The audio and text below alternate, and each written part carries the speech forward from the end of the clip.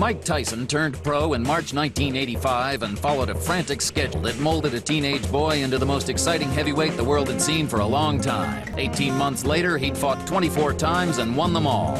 All but 2 fights he had won by knockout, and 13 opponents were floored in the first round. Tyson's talent for first-round knockouts left a path of destruction, captivated the boxing world, and left crowds hungry for more.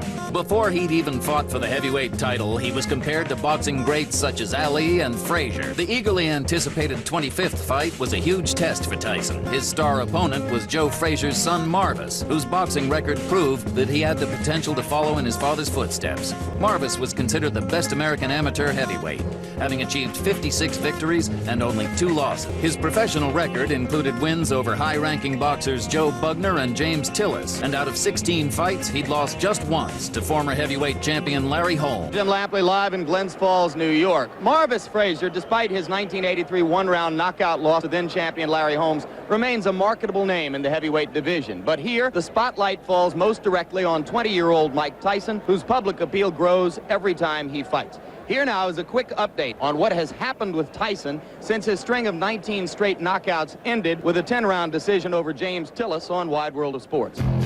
Since last we saw Mike Tyson here on ABC Sports in May, he's added 4 more wins to his record. In his first fight after the Tillis decision, Mitch Green again took Mike the distance, but Tyson dominated throughout. And in his next fight against Reggie Gross in June, Mike showed the ability to take a punch, absorbing this uppercut before coming back seconds later to end the fight with a left hook. His knockout streak began anew and continued with a 1-round dismantling of William Hosea, a 2-minute, 3-second fight. And in his last fight, Mike brought his win streak to 24 with a knockout of Lorenzo Boy. A stiff uppercut ended matters in the 2nd round. On his present schedule, Tyson fights more often than any other current boxer with status and marketability. Is it better to learn in the gym or in the ring? Boxing figures are divided. I don't think he sufficiently has time to really get into the gym and learn. You can say, look, I can put him in with a stiff at each fight. And in the gym, I can bring in and pay good sparring partners with different styles, a runner, a slugger, a grabber, a holder, stuff like that, understand? But where has he really got the time for that there? If you're fighting them every... People today don't understand that the way human beings are structured, whether you fight or a brain surgeon or play the piano or throw rocks at a telephone pole, no matter what you're good at, if you do it once every 4 months, you're not going to be as good as if you do it once a week. The fighters Jacobs refers to include great featherweight champion Willie Pep, who fought 32 times in his first 16 months as a pro. Henry Armstrong, who once defended his welterweight title 5 times in 1 month. And Joe Louis, who defended his heavyweight crown more than any other fighter in the division's history. Tyson believes the schedule the late Customato wanted for him is the one which will work best as he seeks the goal of winning the heavyweight crown. It keeps my mind occupied on my business, and I'm not off my job much. I'm not out in the street. I'm not running around, not hanging out with the guys as much and the girls. So my mind is preoccupied on my work, and it keeps me as sharp as possible. As many times as I fight, I become more immune to walking and being announced in front of a great deal of audience and everything. And as of now, it's becoming, like I say, an easy job. Like every day I'm used to coming in front of 10,000 people, 20,000 people. I'm like, hi, they're all my friends. The late and legendary trainer Customato was the only real father figure Mike Tyson ever knew. Marvis Frazier's father, ever present in his life, is one of the most famous names in heavyweight boxing. Joe's long since retired and now trains fighters here in his own gym in Philadelphia. One of those, his own son Marvis, who works alongside other members of the Frazier clan. Marvis has developed into a solid 210-pound professional fighter, adding 20 pounds onto the body which first came to public attention in 1979 when he became the junior world amateur heavyweight champion by stopping an Austrian fighter named Olaf Meyer. After only 10 pro fights, many felt Marvis was rushed into a shot at Larry Holmes. They were correct. Holmes stopped Marvis in the first round.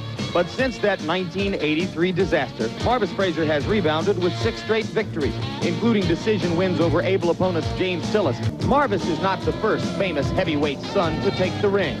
There have been others with names like Fitzsimmons, Walcott, and Bear, all failures. But Marvis feels this union has proved beneficial in his case. When you have a father training you, there's that tense emotion that you're always trying to do the best for your father. But then on the other hand, you know, you always have that encouragement to keep you going when times seem kind of hard for you. Joe keeps a watchful eye on his son, as his father did for him back in Beaufort, South Carolina. It's like, you know, there's a lot of daddies in the world today, but it's very few fathers. I think fathers should take control of families, because that's one part of you. I mean, it was that lady and you brought this kid in this world. So how you not gonna be a father? How you not gonna be a good leader? It's a brutal business, but Marvis Frazier believes that working in it has kept this father and son close. My father's my father. I can't change that. You know, I love him, he loves me. So that just makes it even better, you know? You have somebody that you really love and that you really care for in your corner. And there is a live look at Marvis Frazier, who has just entered the ring here in the Glens Civic Center. The record 16-1 with 7 knockouts. There are the vital statistics on the young man who is attempting to continue his father's legacy in the sport. Now entering the ring, the local favorite, trains and lives in Catskill, New York, has fought so many of his bouts here in the Albany, Troy, New York area. Mike Tyson entering as the warrior, the characteristic no socks, no robe.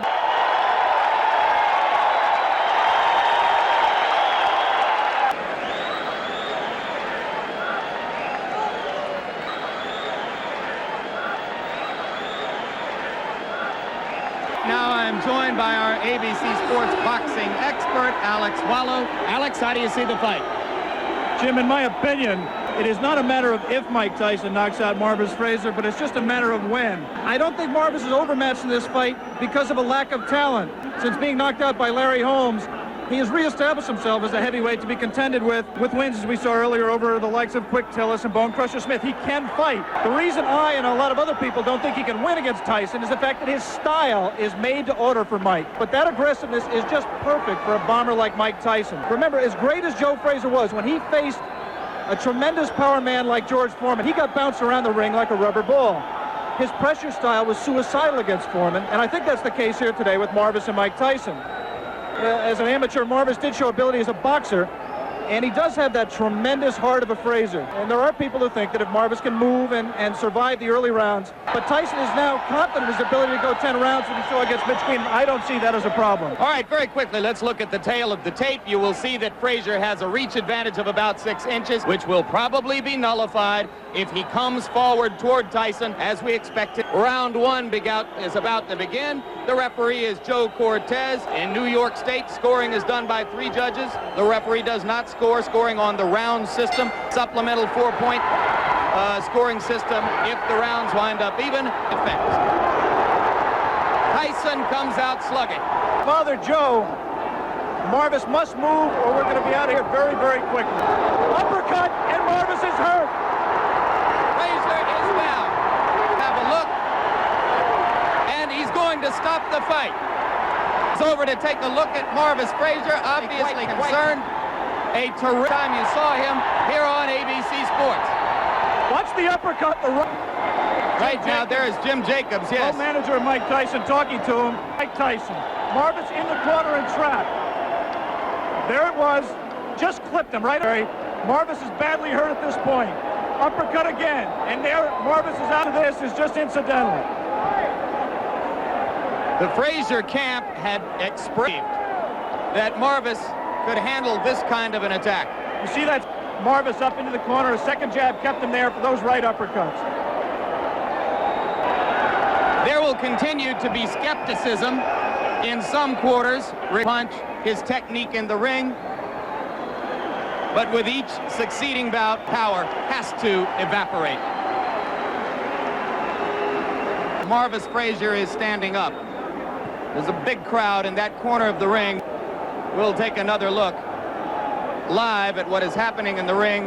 Knockout.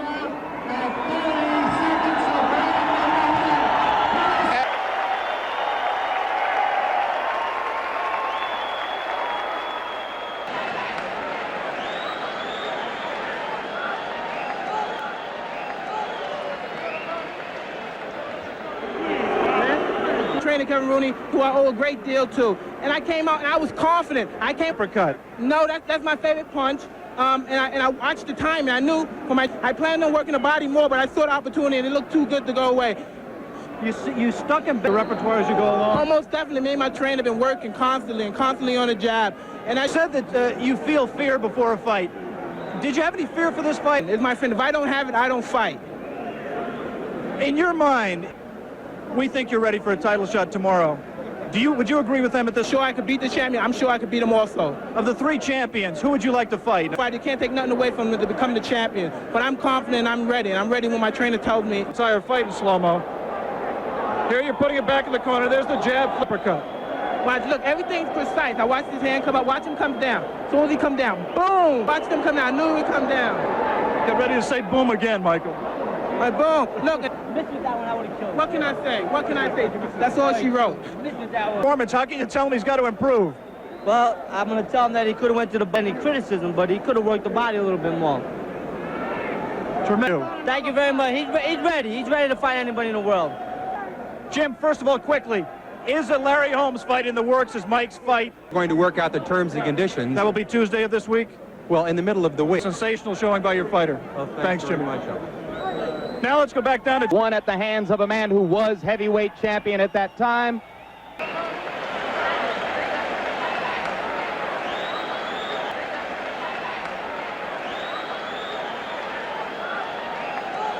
After this fight, Marvis Frazier fought 3 more times, winning them all.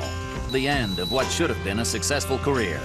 He retired with a record of boxing's greatest. Marvis became an ordained minister. Was exceptional, wasn't he? He's one of those who come along, he's brilliantly trained and managed time. But on the other hand, he was well looked after and not necessarily in the ring. I mean, all right, he wasn't the cleanest fighter of all, which he did. You know, well, obviously we always liked watching Mike Tyson because he knew. Unconscious, not unlike Joe Louis and George Foreman, but for a long time. Mike has an ability to slip punches that when he was able to do that. In his later career, he wasn't able to. That's what makes Mike Tyson so great. And a bit of disrespect, really, but he certainly was in the ring. I mean, there's always the argument, oh, Tyson's the greatest, this and that. If I never... He will be the youngest heavyweight champion of all time. And if he remains dedicated, interested, we've ever had.